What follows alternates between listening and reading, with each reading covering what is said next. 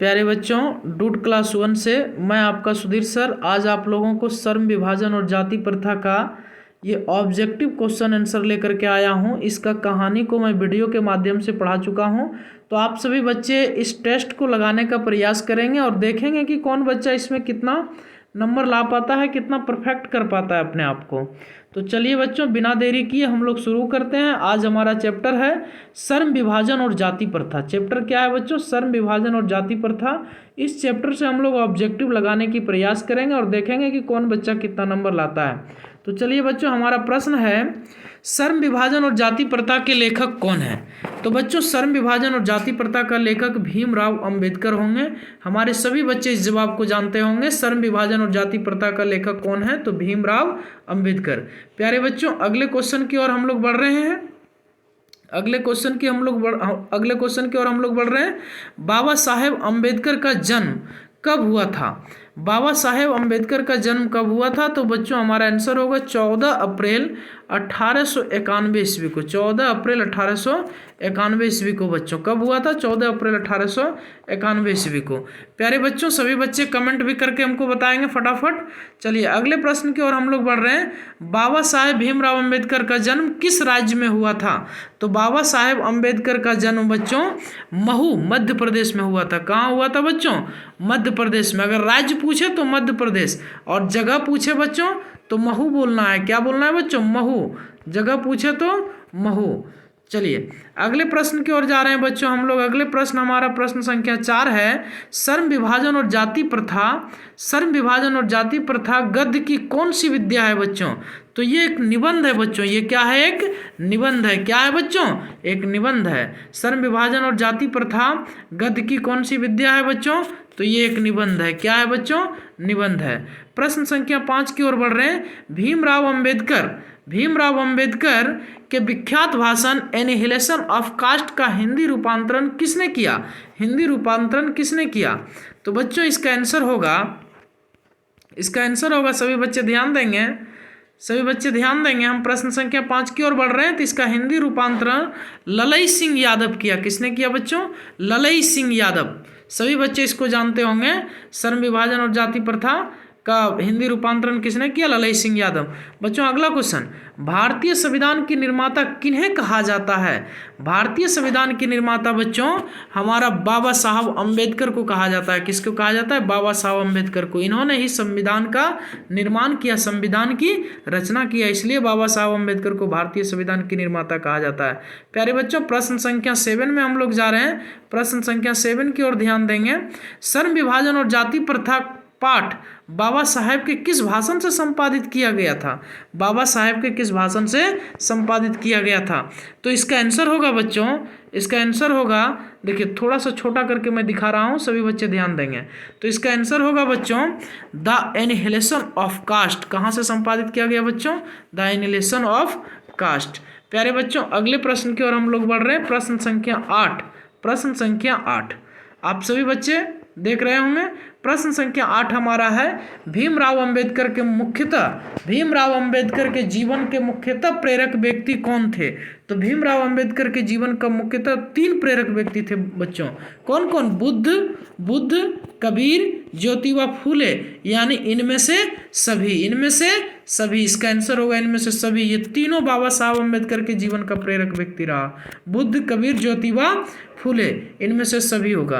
प्यारे बच्चों, प्रश्न संख्या 9 की ओर हम लोग बढ़ रहे हैं। आदर्श समाज स्वतंत्रता, समानता, भ्रातृत्व पर आधारित होगा, किसने कहा? आदर्श समाज, प्यारे बच्चों समझने की कोशिश करेंगे। आदर्श समाज स्वतंत्रता, समानता, भ्रातृत्व पर आधारित होगा, किसने कहा? तो इसका आंसर होगा बच्चों ये भीमराव अंबेडकर ने कहा। किसने कहा? भीमराव अंबेडकर ने। प्यारे बच्चों, प्रश्न संख्या 10 की ओर हम लोग बढ़ रहे हैं। सभी बच्चे ध्यान देंगे। प्रश्न संख्या 10 की ओर बढ़ रहे हैं बच्चों। प्रश्न संख्या 10 है, आधुनिक सभ्य समाज श्रम विभाजन को आवश्यक क्यों मानता है? तो आधुनिक सभ्य समाज श्रम विभाजन को आवश्यक कार्य कुशलता के लिए मानता है। किसके लिए मानता है बच्चों? कार्य कुशलता के लिए। इसका आंसर होगा ए। क्या होगा बच्चों? Answer A. प्रश्न संख्या 11, भारत में बेरोजगारी का मुख्य कारण क्या है बच्चों? तो इसका आंसर होगा भारत में बेरोजगारी का, ध्यान दीजिएगा, ध्यान दीजिएगा प्यारे बच्चों। देखिए हमारा प्रश्न है, भारत में बेरोजगारी का मुख्य कारण क्या है बच्चों? तो भारत में बेरोजगारी का मुख्य कारण जाति प्रथा है। जाति के नाम पर जो भेदभाव किया जा रहा है यही बेरोजगारी का प्रमुख कारण है बच्चों, यही बेरोजगारी का प्रमुख कारण है। प्रश्न संख्या 12, ये प्रश्न थोड़ा बड़ा है बच्चों, इसलिए इसको एक बार प्रश्न दिखाते हैं और एक बार आंसर की ओर बढ़ेंगे हम लोग। प्रश्न है हमारा, समाज और राजनीति में बेहद सक्रिय भूमिका निभाते हुए अंबेडकर ने किनको मानवीय एवं अधिकार दिलाने के लिए अनेक प्रयास किए? तो बच्चों इसका आंसर होगा प्यारे बच्चों, देखिएगा आंसर की तरफ बढ़ रहे हैं। इसका आंसर होगा इनमें से सभी। बाबा साहब अम्बेडकर ने समानता और मानवीय अधिकार दिलाने के लिए अथक प्रयास अछूतों, स्त्रियों और मजदूरों के लिए किया। किसके किसके लिए? अछूतों, स्त्रियों और मजदूरों के लिए किया बच्चों, अछूतों, स्त्रियों और मजदूरों के लिए प्यारे बच्चों। अगले प्रश्न की ओर बढ़ रहे हैं। अगले प्रश्न है हमारा बच्चों, अगला प्रश्न है, संविधान निर्माता अंबेडकर के अनुसार आदर्श समाज किस पर आधारित होना चाहिए? आदर्श समाज किस पर आधारित होना चाहिए? तो इसका आंसर होगा बच्चों उपर्युक्त सभी पर, यानी स्वतंत्रता पर, समानता पर, भ्रातृत्व पर। एक आदर्श समाज का निर्माण तभी होगा जब स्वतंत्रता हो, पूर्ण रूप से स्वतंत्रता हो, पूर्ण रूप से समानता हो, भ्रातृत्व हो, यानी भाईचारा का व्यवहार हो, उपर्युक्त सभी, उपर्युक्त तीनों रहेगा तभी एक आदर्श समाज का निर्माण होगा। प्रश्न संख्या 14 की ओर हम लोग बढ़ रहे हैं बच्चों। प्रश्न संख्या 14 है, भीमराव अंबेडकर किस विडंबना की बात करते हैं? तो बच्चों भीमराव अंबेडकर किस विडंबना की बात करते हैं? तो इसका आंसर होगा इस युग में जातिवाद की पोशाक की कमी नहीं है, इसी की बात करते हैं। इसका आंसर ऑप्शन नंबर ए ही होगा। तो अब हम लोग चल रहे हैं प्रश्न संख्या 15 बच्चों, अंबेडकर के अनुसार भाईचारा का वास्तविक रूप क्या है? अंबेडकर के अनुसार भाईचारा का वास्तविक रूप होगा बच्चों दूध और पानी की मिश्रण के तरह। किसके तरह बच्चों? दूध और पानी की मिश्रण के तरह। प्रश्न संख्या 16 की ओर हम लोग बढ़ रहे हैं बच्चों। प्रश्न संख्या 16 हमारा है, लेखक भारत में बेरोजगारी का एक प्रमुख व प्रत्यक्ष कारण किसे मानते हैं? लेखक भारत में बेरोजगारी का एक प्रमुख व प्रत्यक्ष कारण किसे मानते हैं? तो इसका आंसर होगा जाति प्रथा को। किसे मानते हैं बच्चों? जाति प्रथा को। किसे मानते हैं? जाति प्रथा को। प्रश्न संख्या 17, जाति प्रथा को श्रम विभाजन मान लिया जाए तो यह स्वाभाविक विभाजन नहीं है क्योंकि यह मनुष्य की रुचि पर आधारित नहीं है। यह कथन किस पाठ का है? तो बच्चों इसको थोड़ा छोटा कर रहे हैं। यह कथन हमारा श्रम विभाजन और जाति प्रथा की पाठ का है। किसका है बच्चों? श्रम विभाजन और जाति प्रथा का है। प्यारे बच्चों मैं प्रश्न संख्या 18 की ओर बढ़ रहा हूँ। प्रश्न संख्या 18 पर सभी बच्चे ध्यान देंगे। प्रश्न संख्या 18 हमारा है, जाति प्रथा पेशों का दोषपूर्ण पूर्व निर्धारण ही नहीं करती बल्कि मनुष्य को जीवन भर के लिए एक पेशे में भी बांध देती है। प्रस्तुत गद्यांश की रचनाकार कौन है? तो इसका आंसर होगा बच्चों भीमराव अंबेडकर। कौन है बच्चों? भीमराव अंबेडकर। कौन है बच्चों? भीमराव अंबेडकर। प्रश्न संख्या 19 की ओर हम बढ़ रहे हैं बच्चों, ध्यान दीजिएगा। प्रश्न संख्या 19 हमारा है, प्रश्न संख्या 19 हमारा है प्यारे बच्चों। प्रश्न संख्या 19 पर सभी बच्चे ध्यान देंगे। प्रश्न संख्या 19 हमारा है, यह विडंबना की बात है कि इस युग में भी जातिवाद के पोशाक की कमी नहीं है। यह कथन किस पाठ का है? यह कथन बच्चों श्रम विभाजन और जाति प्रथा की पाठ का है। किस पाठ का है बच्चों? श्रम विभाजन और जाति प्रथा की पाठ का। प्यारे बच्चों प्रश्न संख्या 20 की ओर हम बढ़ रहे हैं। प्रश्न संख्या 20 पढ़ेंगे। प्रश्न संख्या 20 हमारा क्या कहता है? सभी बच्चे ध्यान देंगे। एक बार मैं प्रश्न पढ़ता हूँ उसके बाद आंसर की ओर। जाति प्रथा का श्रम विभाजन मनुष्य की स्वेच्छा पर निर्भर नहीं रहता, मनुष्य की व्यक्तिगत भावना तथा व्यक्तिगत रुचि का इसमें कोई स्थान अथवा महत्व नहीं रहता। प्रस्तुत गद्यांश किस पाठ से उद्धत है? प्रस्तुत गद्यांश किस पाठ से उद्धत है? तो प्रस्तुत गद्यांश बच्चों श्रम विभाजन और जाति प्रथा की पाठ से उद्धत है। श्रम विभाजन और जाति प्रथा की पाठ से उद्धत है। प्यारे बच्चों अगले क्वेश्चन की ओर हम मूव कर रहे हैं।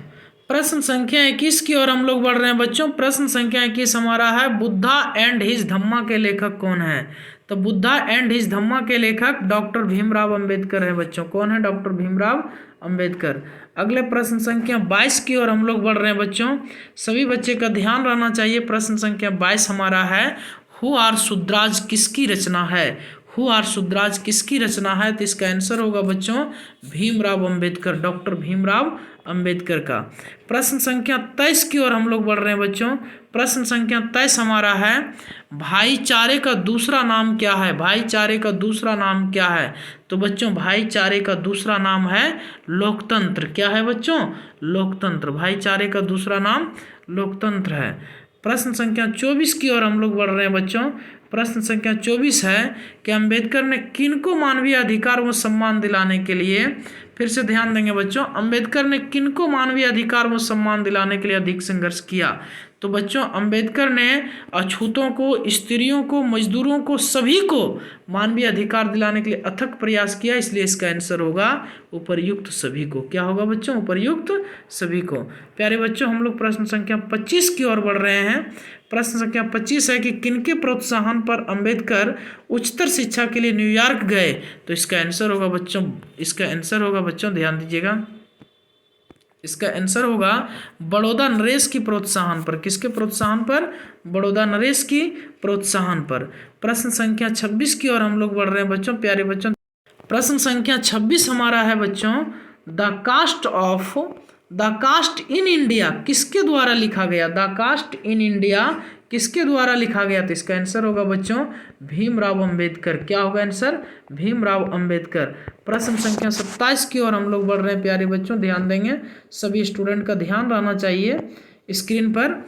प्रश्न संख्या 27 हमारा है, भारत सरकार के कल्याण मंत्रालय से बाबा साहब अंबेडकर संपूर्ण वाक्यमय कितने खंडों में प्रकाशित हो चुका है? संपूर्ण वाक्यमय कितने खंडों में प्रकाशित हो चुका है? तो इसका आंसर होगा 21 खंडों में। क्या होगा इसका आंसर बच्चों? 21 खंडों में। प्रश्न संख्या 28 की ओर हम लोग बढ़ रहे हैं बच्चों, ध्यान देंगे सभी बच्चे। प्रश्न संख्या 28 की ओर हम लोग बढ़ रहे हैं, सभी बच्चे का ध्यान होना चाहिए। तैयार हैं बच्चों? देखिए हमारा प्रश्न है, श्रम विभाजन और जाति प्रथा भाषण लाहौर के किस वार्षिक सम्मेलन के लिए तैयार किया गया था? लाहौर के किस वार्षिक सम्मेलन के लिए तैयार किया गया था? तो इसका आंसर होगा 1936। इसका आंसर होगा 1936। क्या होगा बच्चों? 1936। अब मैं चलता हूँ प्रश्न संख्या 29 की ओर। प्यारे बच्चों ध्यान दीजिएगा, प्रश्न संख्या 29 की ओर चलता हूँ, सभी बच्चे का ध्यान रहना चाहिए, सभी बच्चे का ध्यान रहना चाहिए। पूरा आंसर नहीं आ रहा है इसलिए थोड़ा सा छोटा कर रहा हूँ प्यारे बच्चों, किसी को कोई दिक्कत हो तो कमेंट कर सकते हैं। प्रश्न संख्या 29, प्रश्न संख्या 29 हमारा है, इस युग में भी जातिवाद के पोशाक की कमी नहीं है, लेखक के अनुसार यह कैसी बात है? लेखक के अनुसार यह कैसी बात है? तो इसका आंसर होगा ऑप्शन नंबर बी, विडंबना की बात है। कैसी बात है? विडंबना की बात। कैसी बात है बच्चों? विडंबना। प्रश्न संख्या 30 की ओर हम लोग मूव कर रहे हैं। प्रश्न संख्या 30 है, बाबा साहब भीमराव अंबेडकर का निधन कब हुआ था? बाबा साहब भीमराव अंबेडकर का निधन कब हुआ था? तो इसका आंसर होगा 1956 में। कब हुआ था बच्चों? 1956 में। प्यारे बच्चों प्रश्न संख्या 31 की ओर हम लोग बढ़ रहे हैं।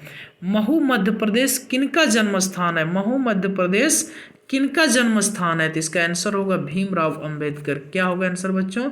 भीमराव अंबेडकर। प्यारे बच्चों प्रश्न संख्या हमारा 32 है, 32, इस पर ध्यान देंगे। प्रश्न संख्या 32 पर ध्यान देंगे बच्चों।